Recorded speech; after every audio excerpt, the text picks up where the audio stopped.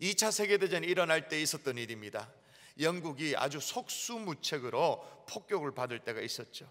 한순간에 수도 런던은 이제 초토화되어지고 이제 국가 어떤 존폐 위기에 맞이했는 그런 상황 속에, 그런데 영국의 모든 언론들이 말이에요, 책임 공방만 하기에 급급했던 거예요. 그렇게 비판하고 이유를 따지고 그러면 전세가 좋아져야 되잖아요. 비판을 했으니. 근데 하나도 좋아지지가 않는 거예요. 그런 이 암울한 분위기 속에서 한 저널리스트가 모든 언론사의 기자들이 한 자리 모인 그런 자리가 있었는데 이런 제안을 했대요. 우리나라의 지금 상황은 비판할 때가 아니라 지금은 전시이고 지금은 국민에게 희망을 줘야 할 때이다 라고 말하면서 비판은 나중에 하기로 하고 잠시 동안만은 희망을 선전하고 희망의 기사를 씁시다. 국민들이 신문에서 희망을 보게 하여 우리의 현실이 절망적인 상황이 아니라 우리가 승리할 수 있다는 낙관과 희망을 심어주도록 하십시다 라고 조언을 했어요. 그 당시는 좀 순수했던 것 같아요. 이제 받아들였습니다. 그 자리에 모였던 신문 기자들이 그 저널리스트의 제안을 받아들여 가지고 모든 기사의 논조를 변화를 줬습니다. 다르게 쓰기 시작했죠. 영국 2차 세계대전이라는 전쟁에서 반드시 승리할 거라는 희망의 메시지를 실었어요. 그리고 군대 입대하는 이 젊은이들의 아주 늠름한 모습들을 기사화했습니다. 그리고 사랑하는 남편, 사랑하는 아들을 전쟁터에 보내고 그들을 위해서 기도하는, 예배당에 모여서 기도하는 성도들의 모습이 신문의 헤드라인을 장식했었습니다. 그러자 국민들이 위로를 받기 시작합니다. 희망을 품습니다. 승리를 믿기 시작합니다. 이런 격려와 이런 위로로 영국이 그 혹독한 전쟁을 승리로 이끌었다라는 얘기가 있어요. 제가 왜 이런 얘기를 하죠? 오늘 조국 대한민국이야말로 정말로 위로가 필요할 때이잖아요. 현실은 너무나도 암담합니다만은 국민적으로, 전 국민적으로 위로가 필요한, 격려가 필요한, 너무너무 지쳐있는 그런 상황 아니겠습니까? 근데 오늘 본문에 보니까 우리에게 이런 명령을 합니다. 자, 한번 읽어볼까요? 성경이 이런 명령을 해요. 같이 시작.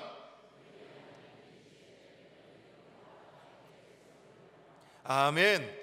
물론 이 말씀은요, 바벨론의 포로로 끌려가서 정말 수도 없는 고초를 당했던 이스라엘 백성들을 위로하는 하나님의 위로의 말씀이죠. 내 백성을 이제는 위로하라, 그 말씀입니다. 근데 이 말씀이 이중적인 예언이에요. 1차적으로는 바벨론의 포로로 끌려간 이스라엘 백성들, 그 70년의 포로 생활이 이제 끝났고 이제 곧 있으면 자유가 있다, 그 위로의 메시지를 전한 어떤 예언입니다. 그리고 또 하나의 의미가 뭐냐, 장차 하나님이 메시아를 이 땅에 보내주실 터인데 그 메시아가 이 땅에 오면, 그래서 지난주에 우리가 성탄주의를 보냈지 않았습니까? 위로를 얻지 못하는 사람들이 다 하나님의 위로를 받게 될 것이다 라는 그런 예언이죠. 여러분, 오늘날 우리는 비교적 풍족한 시대에 살고 있습니다. 경제적으로 어렵고 쪼들라는 걸 맞습니다만은 예년에 비하면 그 앞서에 비하면 경제적으로 그나마 풍족한 시대에 살고 있습니다만은 여전히 굶주린 게 있어요. 여전히 목마른 게 있어요. 그게 뭘까요? 위로죠. 우리 시대에 위로가 필요치 않다라는 사람은 아무도 없을 겁니다. 우리 모두가 힘듭니다. 지친 영혼들입니다. 악한 사람이든 아니면 선한 사람이든 의인이든 죄인이든 부자든 가난한 사람이든 상관없이 남녀노소 누구나 위로가 필요합니다. 자, 그러면 주로 어떨 때 우리가 위로를 받게 될까요? 어떨 때 그럴까요? 따라할까요? 의미를 깨달을 때. 어떤 의미냐?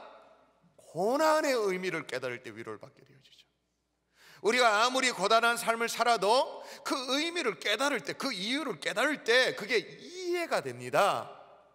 그 다음 단계는 수긍이 되어집니다. 그리고 위로를 받아들일 수 있는 어떤 마음밭, 이 마음밭이 준비가 되어집니다. 그런 맥락에서 오늘 말씀해 보면 2절에 너희는 예루살렘의 마음에 닿도록 말하며 이것을 외치라고 말합니다. 그럼 뭘 외치라고 말하냐? 또 읽어볼까요? 그 노역의 때가 시작. 그 노역의 때가 끝났고 그 죄악이 사함을 받았느니라. 그의 모든 죄로 말미암아 여호와의 손에서 벌을 배나 받았느니라 할지니라 하시니라. 그의 노역의 때가 끝났고 그의 죄악이 사함을 받았다. 그걸 외치라는 거예요. 노역의 때가 끝났다. 무슨 얘기입니까? 마치 죄수가 감옥에 갇혀가지고는 이 어떤 만기 날짜를 기다리는 것처럼 이제 자유의 몸이 되도록 이제 바벨론 포로의 기간이 끝났다, 만기가 다 됐다, 그 말인 거잖아요. 얼마나 위로가 되어져요. 위로의 메시지죠. 그런데 한편으로 그 고난의 시간이 있게 된 이유에 대해서 얘기를 하면서 그 얘기를 합니다. 자, 이 대목을 조금 축소시켜놨는데 제가 한번 읽어볼게요. 그의 모든 죄로 말미암아 여호와의 손에서 벌을 배나 받았느니라 할지니라 하시니라. 뭐로 말미암아 여호와의 손에서 벌을 배나 받았다고요? 뭐 때문에? 죄로 말미암아. 그의 모든 죄로 말미암아. 여러분, 이스라엘 백성들은 나라가 망했습니다. 바벨론에 그래서 포로로 잡혀갔습니다. 고초를 겪었습니다. 유프라테스 그 강에서 그 당시에 인공운하 어떤 토목공사를 할 때 그 거기에 막 강제 노동으로 막 집어넣어졌습니다. 얼마나 힘든 인생을 살았냐면 강둑에서 진흙을 파내고 그 운하 공사를 하고 고생하던 이 유대인들을 하나님이 뭐라고 말씀하셨냐면 버러지 같은 너 야곱아라고 그렇게 말씀하셨어요. 예전 번역이 훨씬 더 노골적이 더 리얼해요. 지렁이 같은 너 야곱아라고 말했어요. 강둑에서 공사합니다. 강둑에서 흙을 파내고 진흙을 파냅니다. 그러면 흙을 파내면 실제로 뭐가 툭툭 튀어나옵니까? 진흙이 막 튀어나왔겠지. 그 진흙을 보면서 무슨 생각해? 내 신세가 이 꼴이구나. 내가 이 고생을, 내 신세가 이 지렁이와 똑같구나. 그렇게 탄식했을 거예요. 그러나 아무리 지렁이같이 진창에 빠져서 힘든 고난한 인생을 산다 할지라도 그 고난의 의미를 알면 이게 달라집니다. 이게 달라지기 시작합니다. 이유를 알기 때문에. 가장 고통스러운 게 뭐냐? 이유를 알 수 없는 거예요. 왜 이런 고난인지. 애매히 당하는 고난. 아니, 하다못해 내가 실수를 했다 칩시다. 내가 실수한 것에 대한, 아니면 내가 어떤 범한 죄에 대해서 내가 죄값을 치르고 있다 칩시다. 그 이유라도 알면 힘들어도 감당할 수 있잖아요. 그렇기 때문에 이렇다라는 것. 이유를 알아서 힘들어도 감당을 했던 사람이 있습니다. 다윗 왕이 그랬습니다. 다윗 왕이요, 왕이 오르고 난 이후에 아들 압살롬이 배반합니다. 반역을 일으킵니다. 아들에 의해 가지고 쫓겨납니다. 예루살렘 성에 쫓겨날 때가 있었습니다. 피난 갈 때가 있었습니다.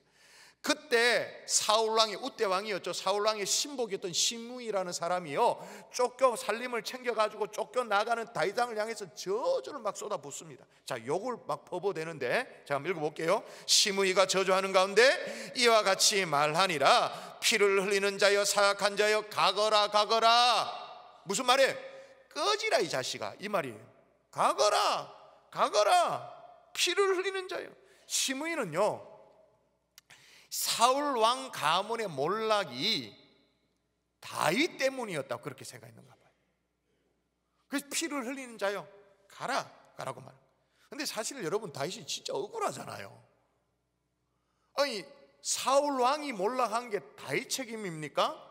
성경은 뭐라고 말씀해요? 순종이 제사보다 낫고 듣는 것이 순양의 기름보다 낫다, 그렇게 말하면서, 그러나 그 다음 뭐라고 말하죠? 왕이라고 말. 이 왕은 사울왕입니다. 사울왕. 읽어볼까요? 왕이. 시작. 왕이 여호와의 말씀을 버렸으므로 여호와께서도 왕을 버려 왕이 되지 못하게 하셨나이다 하니. 자, 보세요. 아들은 지금 반역해가지고 다윗 왕 칼을 목에 막 겨니고 막 그렇게 하지. 사람들은 이유도 없이 막 저주를 퍼붓지. 진짜 속상하잖아요. 얼마나 그 욕이 심한 욕이었으면 이제 피난을 가던 이 다윗 왕 옆에 신하 아비새가 있었습니다. 이 아비새가 막 열을 받아가지고 다윗에게 뭐라고 말하냐면, 이 죽은 개가 어찌 내 주 왕을 저주하니까 청하건대 내가 건너가서 그의 머리를 베게 하소서라고 말해. 무슨 말이에요? 말만 하십시오 왕이시여. 내가 지금이라도, 우리가 지금 쫓겨나가는 상황이지만 저거는 한 주먹도 안 됩니다. 내가 말만 하시면 가서 완전 저놈의 대가리 그냥 베가지고 갖다 바치겠습니다. 명령하십시오. 그렇게. 옆에 있던 신하가 막 열을 받아가지고.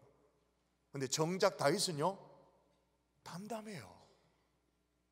시므이가 입에 담을 수 없는 저주를 함에도 불구하고 열을 안 받아요. 오히려 뭐라고 말한지를 여러분이 따박따박 한번 읽어보십시다. 자, 읽어보십시다. 다윗이. 시작. 다윗이 아비새와 모든 신하들에게 이르되 내 몸에서 난 아들도 하물며 이 베냐민 사람이라 여호와께서 그에게 명령한 것인 그가 저주하게 버려두라. 그가 저주하게 버려두래요. 근데 더 중요한 것은 그 앞에 내용이에요. 그 앞에 뭐라고요? 여호와께서 그에게 명령하신 것이니 그러니 내비두라는 거예요. 다윗은 적어도 고난의 의미를 알았던 거죠. 여호와께서 명령하신 것이다. 지금 다윗은요, 이 고난을 어떻게 해석하고 있냐면, 어떤 메시지로 받아들이고 있냐면, 과거 내가 그 충신 우리아를 밧세바 범하고 난 이후에 그거 어떻게 하려고 죽인 그 죄의 대가를 내가 받고 있구나, 그걸 깨달았던 거예요. 그래서 시므이를 내버려 두라는 거예요. 그러므로 여러분, 다윗에게는요, 이 시므이의 어떤 그 저주가 상처가 되지 않았어요. 오히려 치러야 될 죄값을 치르고 있다고 생각했을지도 몰라요. 어쩌면 속이 수련했을지도 몰라요. 이게 언젠가는 올 건데, 치러야 될 건데 언젠가는 오게 될 게 왔다라고 담담하게 그렇게 생각했을지도 몰라요. 반대로 여러분, 성경에 고난의 의미를 못 찾아가지고 진짜로 답답했던 성경 인물 한 사람이 있습니다. 이름이 뭐예요? 한 글자. 누구예요? 욥. 그래, 주변 사람들에게 물어보기도 하잖아요. 내가 뭘 잘못했냐고.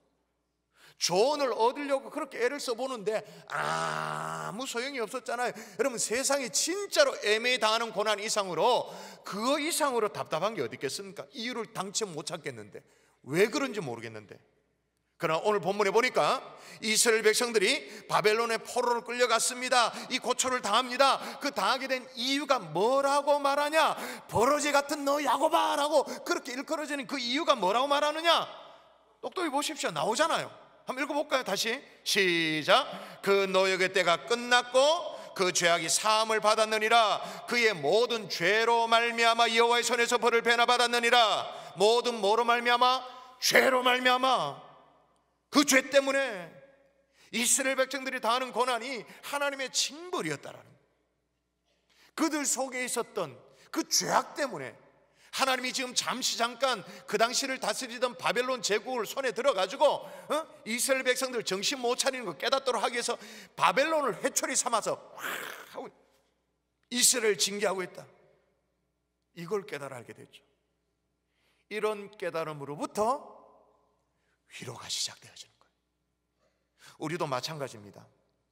고난의 이유를 발견하면 지금 당하는 이 고난이 그저 생고생으로 남지만은 않습니다. 어떻게 되어져? 그렇지,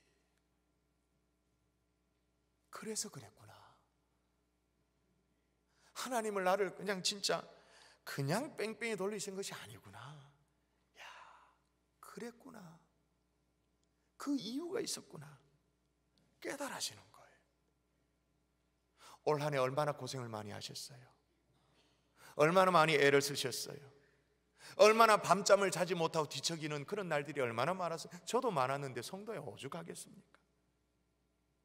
근데 고난의 이유를 발견하면 하나님 앞에 위로를 받을 수 있는 거예요. 오늘날 우리 민족이 겪고 있는 이 아픔도 이유를 발견하면 달라지는 거예요. 어떤 이유? 발견되어지는 게 그런 게 있죠. 더 기도하라는 하나님의 메시지. 세속에 물들지 말고 정말 하나님 앞에 정직하게 더 국석에 서라는 그런 어떤 메시지를 깨닫게 되어지겠죠. 여러분, 물론 괴로울 수 있습니다. 왜냐하면 여러분, 이스라엘 백성들처럼 모든 죄로 말미암아 벌을 배나 받았다라고 되어지면 그런 선언을 들을 수도 있잖아요. 나의 죄악과 나의 실수, 과거에 막 살았던 나의 어떤 그런 것들, 이게 막 다 들춰내질 수도 있잖아요. 나의 연약함이 막 까발라지고 막 적나라하게 드러나질 수도 있는 거잖아요. 그러나 여러분, 거기에서부터 위로가 시작되어지는 거예요. 이건 제가 더 길게 설명하지 않아도 여러분이 경험으로 다 합니다. 여러분, 우리가 어떤 기도 제목이 있어서 하나님 앞에 기도합니다. 새벽에 나와서 금요 성령님께 나와서 하나님 살려달라고 막 기도를 합니다. 막 기도를 하다 어느 순간에 말이에요, 눈물이 싹 쏟아지는 거예요. 하나님 앞에 막 떼를 쓰면서 하나님 살려달라고 막 기도하는데 막 가슴속에 막 울컥하게 막 올라가서 눈물을 확 쏟습니다. 언제 그런 일들이 벌어지죠? 눈물을 놔본 적이 없군요. 하나님 앞에 막 매달리다 언제 막 마음이 울컥해지고 막 뜨거운 눈물을 언제 흘리게 됩니까? 언제 그렇게 되어져요? 내 죄를 발견하면, 하나님 앞에서 막 부끄러워서 못 견딜 만한 내 연약함이 막 드러나면 어떻게 돼요? 눈물을 꽉 쏟죠. 근데 희한해요. 내 죄가 막 드러나서 부끄러워서 못 견뎌서 하나님 앞에 눈물을 쏟았는데 속은 우려내요. 이상하게 내 연약함이 드러났는데 마음이 따뜻해져. 그런 건 뭐라고 말해요? 위로라고 말하는 거죠.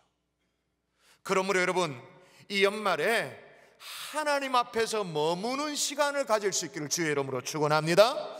하나님 앞에 내 인생을 맡기고 여러분의 가정을 내어 맡기면서 충분히 머무는 시간을 갖는 거예요. 그리하면 하늘 향해 막 삿대질하고 왜냐고 그렇게 질문하면 왜 그러냐고 그랬던 것이 정말로 가슴이 답답해가지고 천불이 났던 어떤 그런 것들이 어떻게 바뀔까요? 그래서 그랬구나. 깨달음이 오면 그 다음에 이해가 되어지죠. 용납되어지는 거예요. 그래서 하나님이 나를 거칠게 다루셨구나. 그게 충분히 이해가 되어지고 오히려 더 나아가서 어떻게 돼요? 감사까지 되어지는 거예요. 그게 하나님의 위로가 시작되는 순간인 줄 믿습니다. 할렐루야. 그런데 한편으로 말이에요, 고난의 의미 깨달으면 위로가 시작되는 건 맞습니다. 그런데 요게 말이에요, 요게 방향을 잠깐 잘못 꺾으면, 고난의 이유를 깨닫는 것이 잘못 꺾으면 어떻게 되냐? 자책으로 이어질 수도 있습니다. 그래, 내가 그랬잖아. 내 그 잘못 때문에 우리 자식이 이래 참 고생을 하는구나. 내가 지은 죄가 많지. 맞아, 내가 지은 죄가 많아. 내가 그런 실수를 했지. 참, 그래서 우리 가족이 이런 참 낭패를 겪는구나. 자책을 하게 되기도 해요. 쓰라리죠. 그래서 고난의 의미를 깨달았다면 그 다음에 정말 여러분이 주시하고 조심해야 될 게 뭐냐? 그 다음 단계 더 깨달아야 될 게 있어요. 뭐냐? 말씀이 주어질 때 완벽한 위로를 받게 되어지는 거예요. 뭐가 주어질 때? 말씀이 주어질 때. 오늘 본문도 보세요. 골짜기마다 도두어지며, 골짜기가 도두어진대. 이게 지금 시적인 표현이거든요. 산마다 언덕마다 낮아진대요. 고르지 아니한 곳이 평탄하게 된대요. 험한 곳이 평지가 될 것이다. 그렇게 말해요. 이게 무슨 해석입니까? 어떤 의미예요? 골짜기처럼 정말 인생 밑바닥을 기는 그런 삶을 산다. 아무리 인생의 골짜기같이 밑바닥을 기어도 어떻게 된다고요? 다시 도두어진대요. 산과 같은 인생을 산단 말이에요. 아무리 산처럼 언덕처럼 딱하니 장애물이 버티고 있어도 어떻게 된다고? 이 장애물이 낮아지게 된대요. 그래가지고 고르지 않는 울퉁불퉁한 삶이 평탄게 되어진대요. 실제로 여러분, 골짜기 같은 이 이스라엘 백성들 절망의 이 포로의 삶 어떻게 됐습니까? 포로 끝 자유에 있었잖아요. 거대한 막 산처럼 있었던 바벨론 제국 어떻게 됐어요? 한 번에 몰락했어요. 그래서 생각지도 않았던 포로 귀환으로 평지의 삶을 살게 되어졌잖아요. 그런데 더 중요한 것은 이 모든 것들이, 자, 한번 볼까요? 자, 한번 보세요. 여러분 읽어보세요. 시작.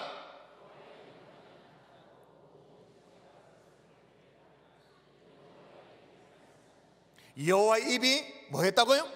말씀하셨느니라. 이게 중요한 거예요. 여러분, 하나님의 말씀이 우리에게 주어지면 바벨론 포로 아니라 포로 하렙으로 끌려가도 우리에게 소망이 생기는 줄 믿습니다. 말씀이 주어지면 힘이 생기는 거예요.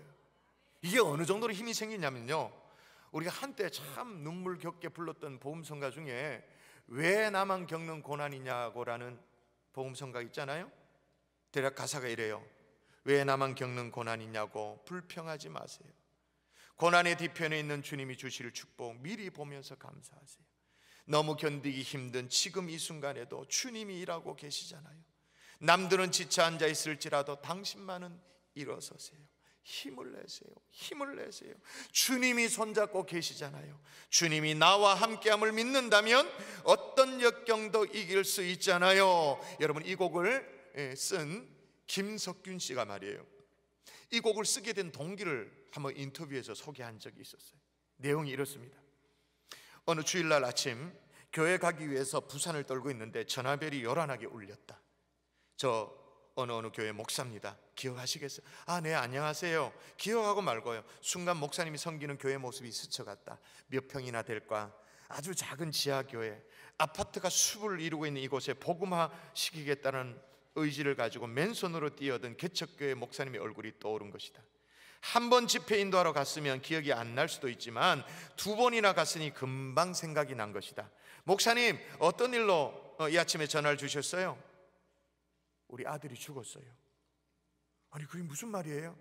너무 황당한 말을 듣고 의아해하는 나에게 목사님 마치 자랑이라도 하듯이 말을 이어갔다. 엊그저께 토요일 오후에 사모가 12층 아파트 베란다에서 빨래를 널고 있었답니다. 그런데 하나밖에 없는 5살 먹은 아들이 베란다에서 놀다가 엄마가 한눈을 파는 사이에 아파트 밑으로 떨어져서 죽었습니다. 그런데 오늘 아침 그 아이의 노래소리가 환청으로 들려오는 겁니다. 집사님이 주셨던 찬양 음반, 그 집에서 항상 들었었는데 언제부턴가 우리 아이가 흥얼흥얼 따라 부르더라고요. 집사님, 내일 아침 7시 발인 예배를 드립니다. 오셔서 그 아이가 부르던 찬양 몇 곡만 불러주시면 안 될까요? 전화가 끊기면서 나는 무릎을 꿇었다. 하나님, 그 목사님 새벽 기도로 하루를 시작하며 밤늦게까지 기도하고 찬양하며 말씀을 읽고 전도하고 때로는 일용할 양식이 없어 금식을 하고 그렇게 열심을 다해 하나님의 영광과 맡겨진 사명을 감당하는 일에 전념했는데 왜 하필 그분의 아들을 데려가셨습니까? 앞으로 어떻게 목회를 감당할 수 있겠습니까? 혹 불신자들이 하나님이 죽었다고 말하지 않을까요? 하나님이 살아계시며 목사 아들 아파트 베란다에 떨어져 죽게 할 수 있는가라고 비난하고 조롱할 터인데 성도들마저 실망한 나머지 그나마 몇 안 되는 성도들이마저 다른 교회를 다 떠나버리면 어떡합니까? 하나님 꼭 그렇게 할 수밖에 없었나요? 이제 이 김석균 집사님이 그렇게 질문이 생겼던 거죠. 그때 하나님이 말씀을 주시더래요. 주신 말씀이 이 구절이에요. 물론 떠올라진 것입니다. 생각 속에 떠올라졌는데 같이 한번 읽어볼까요? 시작. 나는 빛도 짓고 어둠도 창조하며 나는 평안도 짓고 환난도 창조하나니 나는 여호와라. 이 모든 일들을 행하는 자니라 하였노라. 말씀이 들려진 거예요. 그리고 그 이후에 방송에서 이 사연을 소개하면서 목사님을 위로했는데 그러면서 작곡한 곡이 왜 나만 겪는 고난이냐. 그리고 어느 정도 시간이 지나고 난 후에 또 전화가 걸려왔대요. 집사님, 저 요즘 울지 않아요.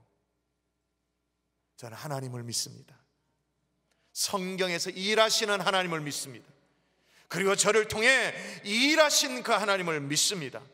그러면서 너무나도 빨리 회복되어지는 이 목사님 가정을 확인할 수 있게 되었다고 합니다.